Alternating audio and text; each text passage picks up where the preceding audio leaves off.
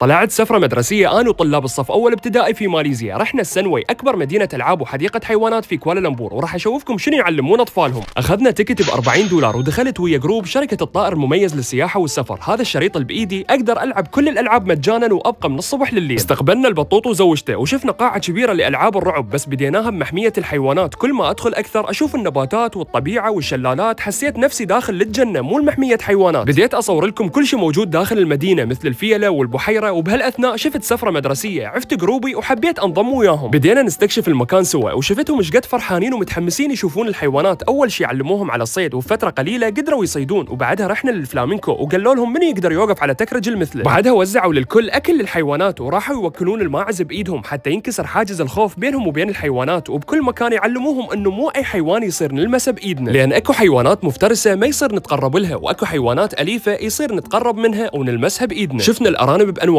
ووكلنا الهامسترز. عود ليش هذا نحبهن ونكره الفاره والجريدي؟ مو هن نفس الشكل؟ وتذكرت ايام الطفوله من كانوا ياخذونا سفره مدرسيه للزوراء، هنا شفنا اللاما والحصونه، وهسه راح ندخل محميه الحيوانات المفترسه. بس هذني نشوفهن من ورا القفص. شفنا النمر الابيض وقالوا هذا بيت الاسد. ظليت ادور على الاسد، وين الاسد وين الاسد؟ لقيته هناك نايم. حتى هنا نايم، ايش وقت تقعد ما تقول لي؟ طبعا هم مستغربين هذا منو وش جابوا ويانا. المهم دخلنا محميه الطيور حتى نوكل البغبغاء والغندوره، ومن وكلتهن كلهن تجنوا وقفا على ايدي لهنا. وسفرتهم المدرسيه انتهت وجاء القطار اخذهم، وانا تيهت جروبي اللي جيت وياه بشركه الطائر المميز. ذبيت ملابسي وراح ابقى استكشف منها لليل، وراح ادخل اماكن خطره. شنو تتوقعون؟ سوي لايك ومتابعه وشاهد الجزء الثاني.